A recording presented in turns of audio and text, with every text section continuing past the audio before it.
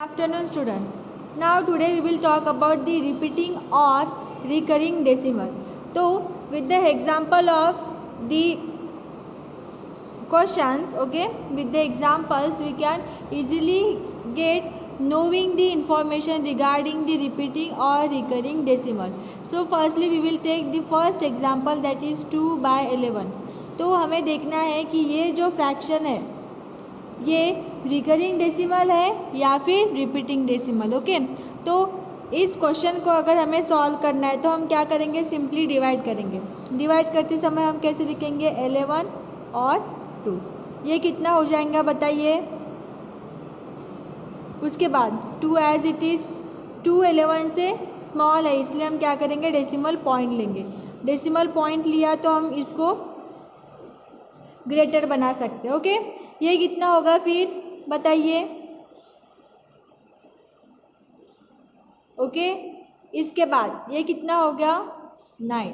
Decimal point already है इसलिए हम और इसको बढ़ा सकते, बढ़ा दिया। उसके बाद कितना होता है बताइए, 88 होगा, हो गया। इसके बाद इन दोनों का डिफरेंस कितना आया, 2। फिर से हम 0 लगा सकते हैं, डेसिमल पॉइंट है तो फिर से क्या होगा, ये 11 1 जा 11, ये फिर से 8। मतलब जैसे जैसे हम इसको सॉल्व करते जाएंगे कंटिन्यू में हमें 1 8 1 8 1 8, ये क्या हो रहा है, ये जो नंबर है वो क्या हो रहा है, रिकर हो रहा है। रिकर मतलब क्या होता है कि ये कंटिन्यू में आ रहा है। देखिए पहले 18 आया, उसके बाद फिर से 18, उसके बाद फिर से 18, और आप इस क्वेश्चन को सॉल्व करते जाएंगे तो फिर से ये 18 जो नंबर है वो फिर से कंटिन्यू में आएगा। तो ऐसे जो एग्जाम्पल रहते हैं इसको क्या बोलते हैं, रिकरिंग डेसिमल। ओके, इसको क्या बोलते हैं, रिकरिंग डेसिमल। ओके, और हमें ऐसे ही क्वेश्चन को अगर दूसरे वे में रिप्रेजेंट करना है तो आप कैसे लिख सकते हैं, 0.18 और उसके ऊपर बार लगा सकते हैं। अगर पॉइंट, डेसिमल पॉइंट के राइट हैंड साइड में अगर कोई नंबर्स है और उसके ऊपर या फिर नीचे बार लगाया है तो उसका आप कैसा मीनिंग लेंगे, उसका मीनिंग हो रहा है कि ये जो टर्म है वो रिपीट हो रही है। देखिए यहाँ पे 18 ये टर्म रिपीट हो रही है इसलिए हमने 18 के दोनों के ऊपर क्या लगाया, बार लगाया। ओके, तो जब भी ऐसे बार का सिंबल रहेगा तो आपको समझ में आना चाहिए कि ये सिंबल क्या इंडिकेट कर रहा है कि ये जो टर्म है वो क्या हो रही है, रिपीट हो रही है। Okay, now there are the two type of recurring decimal. First one is what, the pure recurring decimal,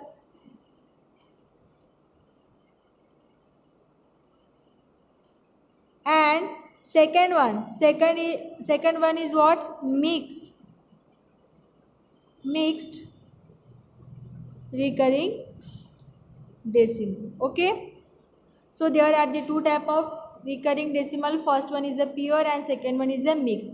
अभी हम एग्जाम्पल देखेंगे, एग्जाम्पल के ऊपर आपको समझ में आएगा कि एग्जैक्टली प्योर रिकरिंग डेसिमल मतलब क्या होता है। ओके, देखिए हमारे पास जैसे एग्जाम्पल है, एग्जाम्पल 1 देखिए, यहाँ पे देखिए 0.96, डेसिमल पॉइंट के राइट हैंड साइड में कितने, 2 टर्म है और दोनों टर्म के ऊपर क्या दिया है, बार दिया है।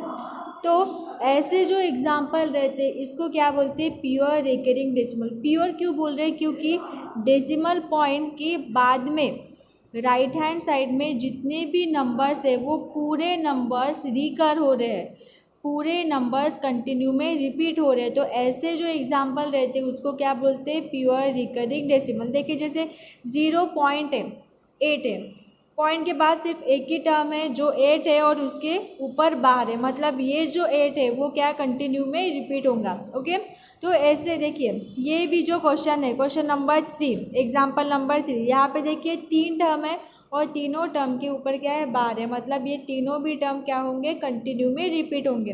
तो ऐसे जो एग्जाम्पल रहते हैं जहाँ पे डेसिमल पॉइंट के बाद जितने भी नंबर्स हो लेकिन पूरे नंबर्स रिपीट हो रहे हैं, तो के ऐसे एग्जाम्पल्स को हम क्या बोलेंगे, प्योर रिकरिंग डेसिमल। और मिक्स रिकरिंग डेसिमल कैसे बोलेंगे, देखिए जैसे हम एग्जाम्पल लेंगे एग्जाम्पल 1 0.986, सेकेंड लेंगे 1318.09।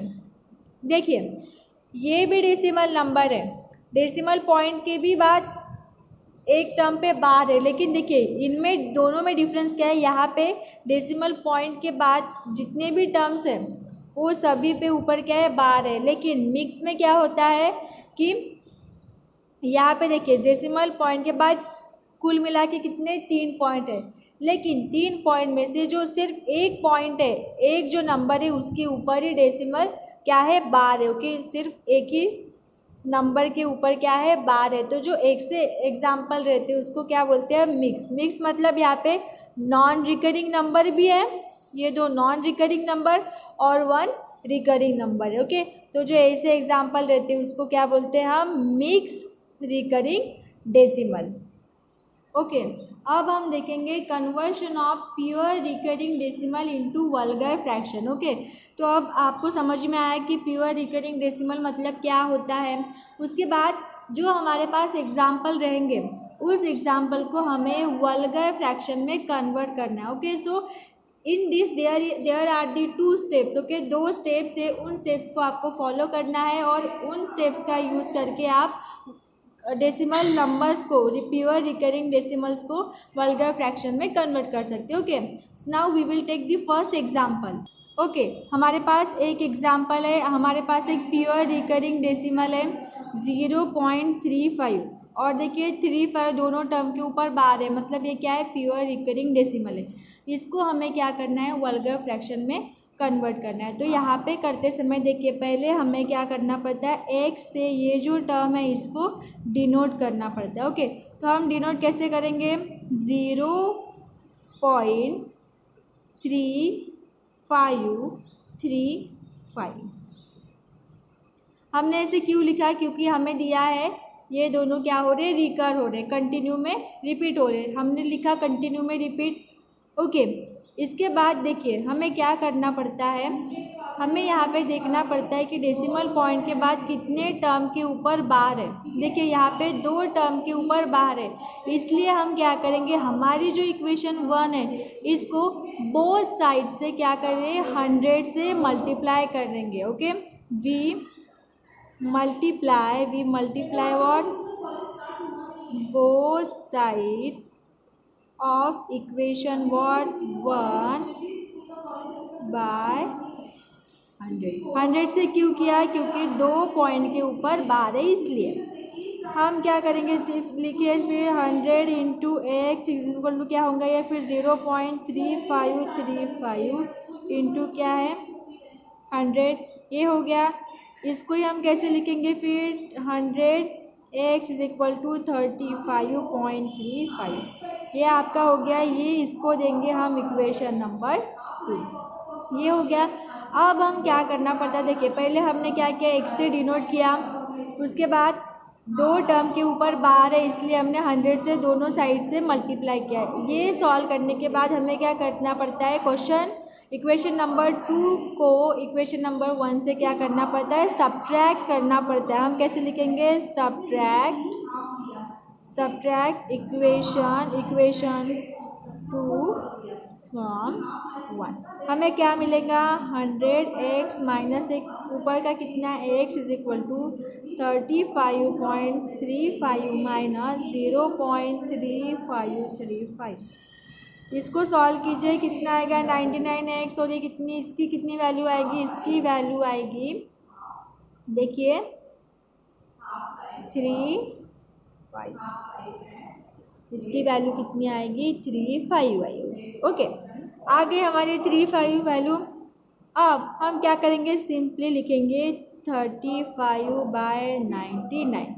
अगर यहाँ पे देखिए, अगर यहाँ पे फर्दर डिवाइड हो सकेगा तो हम डिवाइड करेंगे, लेकिन जैसे ये 2 टर्म है तो यहाँ पे क्या हम डिवाइड नहीं कर सकते, तो ये हो गया आपका फाइनल आंसर।